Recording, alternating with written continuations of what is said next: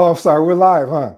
Well, I have a quick question. I'm just checking out this book here. Do you really think micromanagement is just going to go away?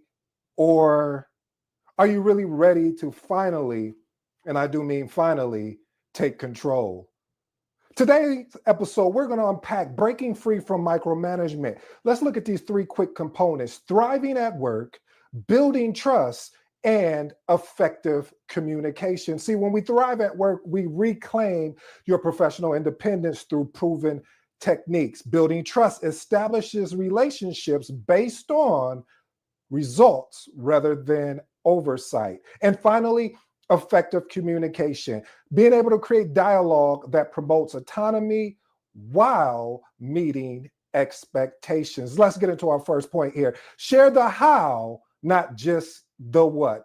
Again, share the how, not just the what. I remember my mentor shared that with me one day. He said, you know, when I see a issue or a problem that happens, I want to know not just what the problem was, but I want to know the process of why they got to that particular problem. Because once we start understanding the process, it allows us to demonstrate through thoughtful preparation to reduce any type of managerial anxiety. We have to be able to create visibility, and that goes by having the ability to actually outline your steps. What does that look like, ED? Well, it looks like briefly explanation during check-ins to reassure your managers you are on the actual right track.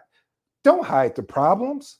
Just present the solutions. First of all, let's identify the issue. We want to spot problems early, often before they have to be escalated. Then we want to analyze the actual impact, understand how issues affect project outcomes. And then finally, we want to propose a particular solution. Let me park here parenthetically, family. I want you to understand one thing and one thing only.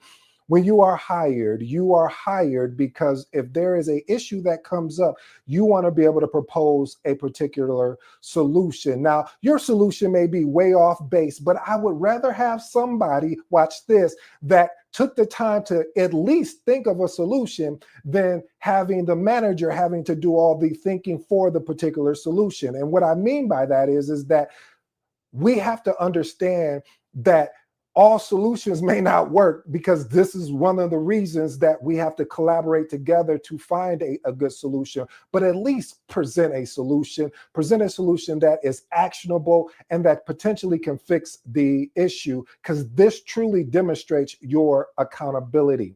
Let's move on to the next point. Clarify intent. Just don't take directions. So we want to ask that why question. I know as a child, I always talk about this. As a kid, we used to ask a lot of why questions like, well, why do you do it that way? Okay, well, why is that happening? And why is this happening? But we got so far removed because we got our credentials or we got our work experience. So now we feel that we don't ask these why questions. But one thing I learned in talking with an executive one day, he sat me down. He said, do you know why I ask a lot of questions? I said, no, I'm curious. He said, well, the reason why is because I want to see how well they know the information. I want to know if they're going to bluff or make up things along the way, because, you know, a lot of people like to make up things in the journey and make up things along the way, but they're not answering the actual question. If you don't know the answer, you don't have to fake it till you make it, because this is why you have a team. Yes, you are the project manager, but you are not a hero. You're someone that you should be able to reach back to your team if you don't have the information. One of my key things that I love using is when I don't know the answer to something, I'll say, hey, I don't have enough information to answer that accurately. Would you mind if I circle back with you with 1 hour work with you and I'll get you the answer? How would you like that answer presented to you? Would you like it in email? Would you like me to just set up a quick touch point with you? You know, so I'm providing options. This way, the individual knows that, again, I am thinking, but I'm just not going to throw anything at the executive or any type of management or leadership just because it sounds good. And then restate your objectives. You want to confirm your understanding in the meetings in a written summary. Why a written summary? If you're new here, then you probably never heard me say this before, but I'm gonna print you a digital copy right now. Documentation beats conversation. Oh, you want me to say it again because I'm feeling feeling good. Documentation beats conversation. The reason why documentation beats conversation, because you may be jumping from meeting to meeting, and we want to ensure it's not about covering yourself, even though it is, but we still want to be clear that we're setting the person that we've made an agreement with up for success. A lot of times we don't want to document the conversation because we feel like, oh, well, it looks like I'm trying to get this person or that person in trouble. No. We need to ensure we're all aligned. There's no misunderstanding. And then align your approach. Show how your work method supports the larger goal. Let's get into the next thing, normalizing constructive feedback sessions. I know a lot of times when you set up these one-on-ones and these regular meetings, the environment is not there. See, a lot of times, a lot of people don't feel comfortable really having the communication with their manager because the environment is not there. So being able to create a structured environment for feedback exchange really opens the dialogue, meaning we can have an open discussion, invite concerns in controlled and professional settings. I always talk about something that I really became really impressed with the 4 psychological safeties. This is so huge because if I feel safe, I'm going to be transparent with you, but I'm going to be transparent in a professional manner, of course. And then we want to focus on improvement. We want to keep these conversations centered on a mutual growth as well as progress. Document key decisions. We talked about that again. Conversation beats documentation. Record agreements. We want to capture decisions made during meetings immediately. Now, when you do this, you want to share the documentation and ensure that these notes are distributed to your project team as well as your stakeholders after the discussion.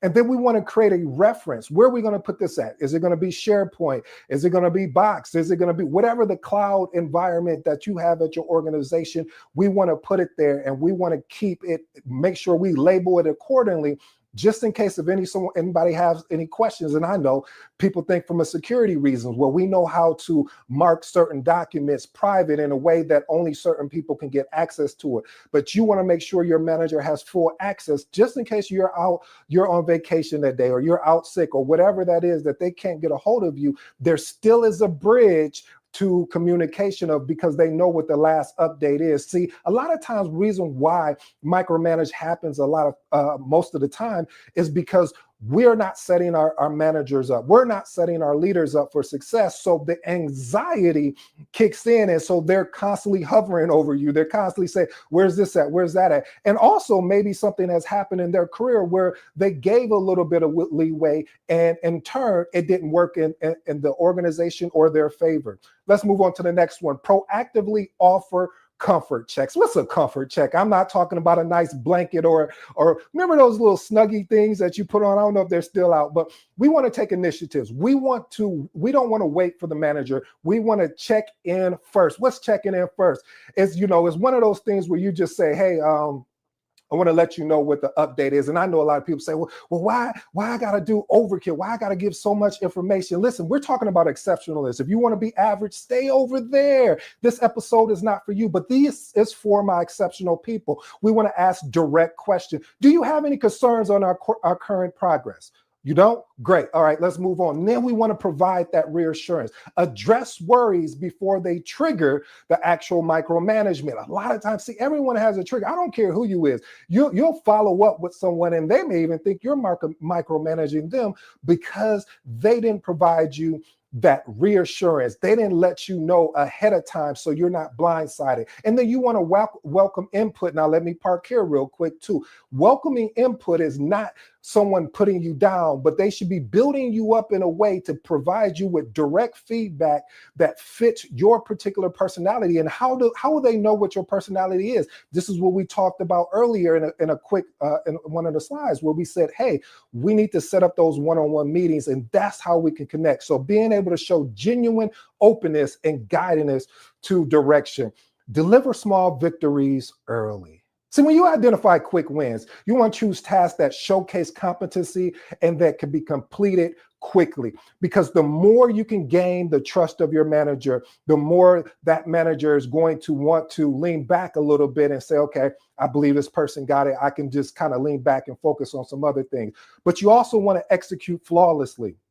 What does that look like? We always talk about execution is worship. Now, I love planning. I think planning is important, but we can't plan so much that we get distracted by the plan that we don't even execute. How many of those checklists that you've had personally that you had laid out? Okay, maybe I'm telling my story. I've had checklists lists long, and how many items did I get to them? One or two. So, and then in the job, you're looking at it, you got this whole long list of checklists, and you haven't even executed on one thing, or you built out this massive project schedule, and then you don't even execute on the schedule, but you're in the planning phase. So we want to be able to deliver the initial task with exceptional quality and attention. Highlight achievements. Proactively share success to build confidence in your abilities. Again, when we're having these one-on-one weekly meetings, we want to be able to touch point. I'll even take it a step further. Maybe you want to take you want to borrow from the Scrum framework and have a 15-minute touch point. Hey, in the morning or in the afternoon, whatever that looks like for you. Hey, I just want to let you know what I'm working on today,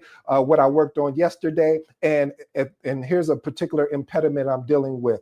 And I know what you're saying. This again, ED, this is overkill. You're probably right. But you know what? This is what separates you from everyone else. If you want to get separated from everyone else, I would say experiment with this. I'd never tell you what to do. I always want to tell you how to actually go about experimenting with it. And then again, moving on to transparency. I don't know why. I understand we're trying to secure our job opportunity and we're nervous to share certain things, but sometimes you have to have a transparency buffer, because again, the more you can set that leader up for success, the more you can set that manager up for success, the better your relationship is, because now they're more than willing to have your back, your side, your front, to ensure that you got a chance to win. So create shared documents, as we talked about, deliver or develop status reports that managers can access at any time. Like I talked about, your SharePoint, whatever your cloud is. If you don't have a cloud repository at your organization, then set up something where they can get access to a folder on your drive. But you want to make sure and keep this thing updated regularly. You want to make sure you're in where the current progress is, as well as, watch this, the next steps. A lot of people don't have the next steps. Hey, what are we going to do next? So that way, if the manager or leader hears something from the executive saying, hey, we're about to go in a different direction, and they're looking at your schedule or your project management plan, and I'm going to go on a rant right here. There is a difference between a project management plan and a project schedule. Okay, I'm back to today's episode. But seriously, we want to ensure that we have next steps lined up, because the better we have these next steps lined up, the better, again, we can set up our leader or manager up for success. Build visual dashboards. One thing I love about the agile mindset is informational radar. What I love about them is because you can put them up if you're on site, a place where people can walk by and see where they're at. And then if you really want to get fancy on them, then having a digital board that keeps up in real time. I like that. Reason why I like that, because now you're not going to come over and tap me on the shoulder and say, hey, where we're at with such and such. You don't have to ask me, because it's in real time on that digital board. Also, you'll know that if we're falling behind, that, hey, we need to connect real quick so we can make sure we're aligned. Maintain regular updates. Like I said, consistency beats anything. That's anything in life, family. I'm just going to take a small personal development break for you and really help you on this one. Anytime you're consistent in anything, anytime you've been consistent in anything, you've seen results. I know that you want to go to the gym and get a six-pack, but it's not going to happen overnight. The consistency happens when the six-pack happens when you do consistency over and over and over again. So set consistent schedules for refreshing shared information. Put it on your calendar, or set a timer on your watch, however it works for you. For me, I would have a timer I would have an alarm on my phone, and I would have it on the calendar, because I'm having a plan A in case a plan B goes left. If for some odd reason I'm in a meeting and I can't get to my calendar, and I know, hey, I got to get this update out. Soon as I get out that meeting, I know, boom, I need to make it happen. Your path forward. Trust-based workplace. See, enjoying greater autonomy and professional satisfaction happens when you build trust, when you develop trust. And again, family, it doesn't happen overnight. I know it would be nice if we can walk into our organization and trust, boom, magically happens, but it doesn't. That manager or that leader doesn't know you. Yeah, you may have interviewed extremely well. However, they don't know you. So you want to develop that type of environment so they can get to know you. So this is when we have consistent application, that word consistent again. I know you're getting tired of me saying it. However, this is what sets people apart. And I know if you're here today and you're listening to me today, you want to be set apart. And then the core principles: transparency, initiative, and being reliable. See, I'm not claiming I'm the smartest person in the world, but you know what? I know how to show up. And when I mean showing up, I'm there. I may not have the answer, but I'll go look for the answer. So being reliable is key. Here's my experimental step for you. I use the word experimental because I always want you to take this information and just don't listen to it and get caught up in a learning loop. Experiment with it in your particular role. Consistency and patience. Breaking free from management requires consistency, and oh Lord, it requires patience. Because I know what you're thinking, ED. You're like, yeah, this all sounds good and everything, but I'm just tired of this. Every time I look up, he's over my shoulder, she's over my shoulder, and I can't understand why. You're going to have to be patient. You're going to have to build that trust. It's just, and again, like I said, I don't know what's happened to us. I do know what happened. Like I talked about earlier, it's just, we've been able to go through the working environment and have this job or get this degree or go get this particular training. And we're like, I know what I'm doing, but they don't know what you're doing. And so because they don't know what you're doing, this takes time to build patience. So be patient with them. What if we were to turn it around and put the shoe on the other foot, as they would say? How would you feel if you have to be accountable and responsible for a team, and what that team member does? Okay, that's just a food for thought. I'll do the dishes on this one, but next time you got it. Ultimate proof. Your ongoing dependability depends on ultimate proof against excessive oversight. I may have missed you on that one. What that translates to is, all I'm saying is, proof is in the pudding, as my granny would say, baby. Proof is in the pudding. I don't know what she was meaning by that, like pudding and okay, I digress. But the point I'm trying to make, family, is that we have to have ongoing dependability in order to actually build that trust. Professional advice for last long and changing. Again, like I said, patience is key. Practices empathy, building reliability, looking for small improvements. But put yourself in your manager's position again. This way, it allows you to gain that particular perspective and then document your reliability. I know everybody doesn't want to document because now you got to sit down and fill out another document. But just like I said, documentation is always going to be conversation. So just ensure that you're documenting what it is. And you know how this is going to help you when it comes performance appraisal time, every 6 months or every 12, or however you do it every quarter. Now you have the documentation. Now it's just a copy and paste into your performance appraisal. That's just a free bonus. I wasn't even going to talk about that, but it is. It really helps you out. And again, I want you to understand, micromanagement happens to us all, or we have some experience and we have such a negative connotation to it.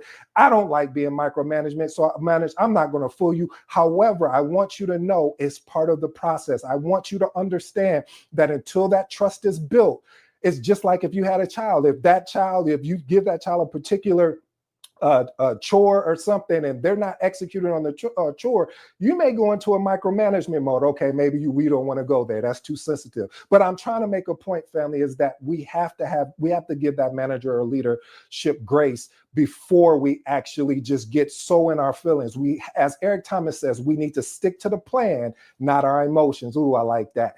Here's one thing I want to let you know, family, because this is your turn. I don't like to get up here and just talk without any actionable or experimental steps. Day one, choose a strategy.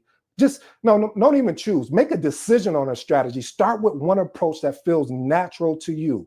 And then you want to build on that. 7-day consistency. Find 3 key relationships. Identify the 3 most important workplace relationships you need to improve. You know them, especially if you're a project manager or a project coordinator, or you're just in business. You know those 3 relationships. You like, oh man, all right, let me set up this one-on-one and see how this can go. The last 2, and I'll leave you with my thoughts here, is choose an action and experiment over hesitation. I know it's hard that you want to plan, and I know the cliche, and I've said it many times, but I'm kind of rethinking it. You know, they say if you plan to fail, you fail to plan, but sometimes people just plan, and they end up failing because they haven't took the time to execute. I may have just pulled up to your front door. I'm sorry. Do you mind if I come in and have a cup of coffee with you? Anyway, but back to the last one. You have the power, so go and actually use it. Hey, family, I go by the name of ED. For all you smart and intelligent folks out there, that just simply means that I appreciate the opportunity. And I want you to know, I know how you feel about micromanagement. It's never easy, but I will let you know, if you're willing to take actionable items and experiment and execute, you can get through this. Thank you.